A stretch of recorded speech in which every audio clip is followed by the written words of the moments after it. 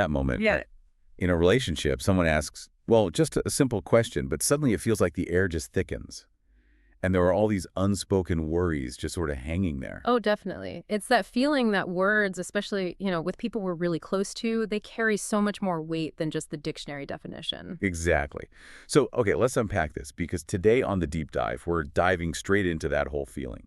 Yeah, and it's a pretty universal experience, I think, that sense that our words can have hidden current. Absolutely. And to really get a handle on what's going on underneath, we've got this really interesting conversation between a couple we're going to explore. Right, and this comes from an English learning resource focusing on relationship dialogues. Those common phrases we all use. Phrases that seem simple but can be surprisingly loaded. Mm-hmm. So our goal here isn't just like translating English phrases word for word. We're using this dialogue to really understand the dynamics, the subtext in conversations about, well, love, commitment, where things might be heading.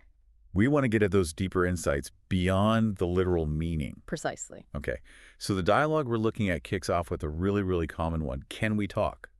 Sounds simple, doesn't it? But what's really being said? Well, what's fascinating about can we talk is the weight it carries. It's definitely not something you typically use for just casual chit-chat, is it? No, not at all. It almost always signals, okay, we need to have a proper discussion now, often about something pretty important or maybe even difficult. Yeah, it definitely gets your attention. It can instantly raise defenses, It often sets the stage for something potentially vulnerable, maybe a difficult conversation. It really highlights the need for, well, empathy from both sides. That totally rings true. You wouldn't lead with, can we talk, your coffee smells great or something. Exactly. It's reserved for the heavier stuff. So when you hear, can we talk, Mm-hmm. what's the immediate sort of feeling it tends to bring up? Often it suggests a significant or a sensitive topic is coming. Unfortunately, yeah, it can sometimes create a bit of apprehension, maybe hinting at bad news or some kind of turning point. Okay, so a phrase that definitely makes you pause. Yeah. Got it. Uh-huh. Now, in this specific conversation, the word love pops up a few times, but in different ways. Mm-hmm. The boyfriend says, I'm in love with you, but then later he asks, if you don't love me, it's not a thing, and then finishes with, baby, I love you so much. What's the key difference there we should be aware of? Right. This is crucial. The difference really lies in the depth and the specificity of the feeling. Okay. Saying to love someone can express a really broad range of affection, the kind you feel for family or close friends. Right. But to be in love with someone, that signifies a much stronger romantic connection. It's usually exclusive to a significant other, boyfriend, girlfriend, husband, wife. Uh-huh. So using just I love you to a partner when maybe the unspoken hope is for I'm in love with you, that can cause confusion, right? Or even feel like something's missing emotionally. Yeah, I can see that, like being shortchanged. Exactly. And conversely, saying I'm in love with you, maybe too early, that can feel a bit overwhelming sometimes too. That makes perfect sense. So you love your siblings, maybe your best friend, but being in love with your partner, Yeah. that's a whole different level of intensity. Precisely. It's a specific declaration, really. Deep romantic feelings. Okay. Let's move on to another phrase from the dialogue that you hear all the time. You know what I mean? Yes. The boyfriend uses it almost like a statement here. He says, we're talking now, aren't we? You know what I mean? What's the basic function of sticking that on the end of a sentence? Well, at its core, you know what I mean, Mm-hmm. is basically a way to seek understanding or maybe agreement, a conversational tool, really. Like checking in. Yeah, exactly. Checking if the other person is following you, if they get your perspective. It's also kind of a phatic thing, Helps keep the conversation flowing, make sure you're on the same page, or at least feel like you are. And the source material we looked at also mentions that it can easily flip into a question, just depending on how you say it. Absolutely. Intonation is everything here. How does that work? Well, if your voice goes up at the end, you know what I mean? Mm-hmm. It becomes a genuine question. You're actively asking for confirmation. Okay. Like, this weather is awful, you know what I mean? With that upward tone, you're really asking, do you agree? Do you feel this too? Right. You're basically saying, are we on the same page here? Hmm? Makes sense. And the source gives that example. Come on, Charles. You know what I mean when I say I don't like your friends? Here, it sounds like the speaker's pretty sure Charles already gets it. That's a perfect example of these statement form. The meaning is implied. Or like the other one, I don't like going to your mom's house. You know what I mean? Yeah. It suggests the reasons are kind of understood already, or maybe they're being implied without spelling them out, like a shared unspoken thing. Okay, those little shifts in tone, they really can matter, can't they? Huge difference. Now, another big moment in the dialogue is when the girlfriend asks, where is this relationship going? That feels like a pretty major question in any partnership. Oh, absolutely. It's fundamental, isn't it? At its core, it's asking about the direction, the future. Yeah. It touches on desires for commitment, Yeah. shared goals, a long-term vision together.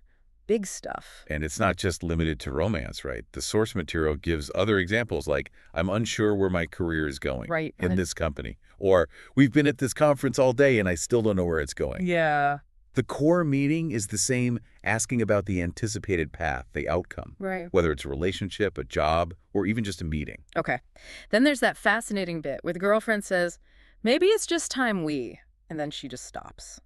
That unfinished sentence feels heavy. It really does. That hesitation, that trailing off, Mm-hmm. it suggests a possibility, maybe a course of action that's being considered but isn't fully voiced. Why do that? Fear, maybe. Could be uncertainty, could be fear of the reaction, yeah.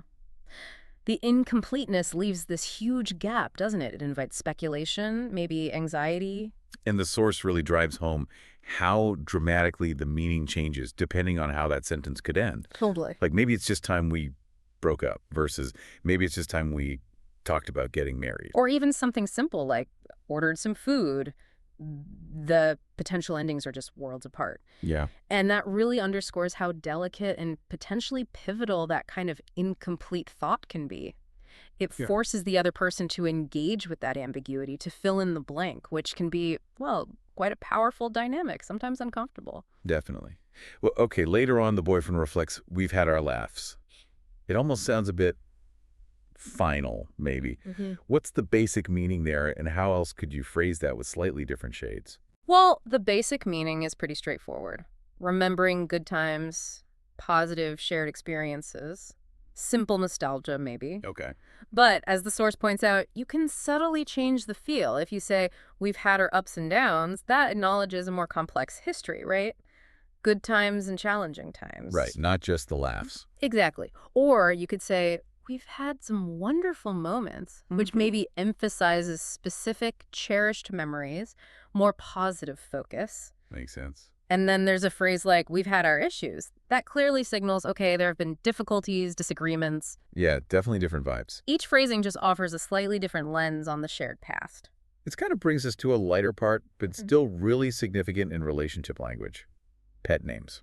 Ah, yes. The dialogue uses honey and baby. When we talk about pet names here, what exactly are we referring to, just to be clear? Right. Good clarification. In this context, pet names are those affectionate terms of endearment used between romantic partners. Not for your actual cat or dog. Definitely not for the furry members of the household, no. They're names that signal intimacy, closeness between people. And besides the classics like baby and honey, what are some other common English pet names people might use? Oh, you hear lots. Sweetheart, darling, sweetie, cutie, those are pretty standard. Okay.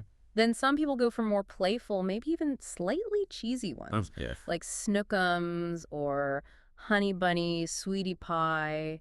I've even heard Pooh Bear. Snookums. Wow. Okay, that's Yeah. a choice. But it seems like lots of couples also just invent their own, right? Unique ones. Oh, absolutely. Many couples create their own private terms of endearment. Often they come from like inside jokes or shared memories. That gives them a really special meaning just for them. Exactly. Unique to the relationship. That's actually really cool. And it's fascinating how these terms can vary so much across different cultures. The Force gives a couple of interesting examples. Yes.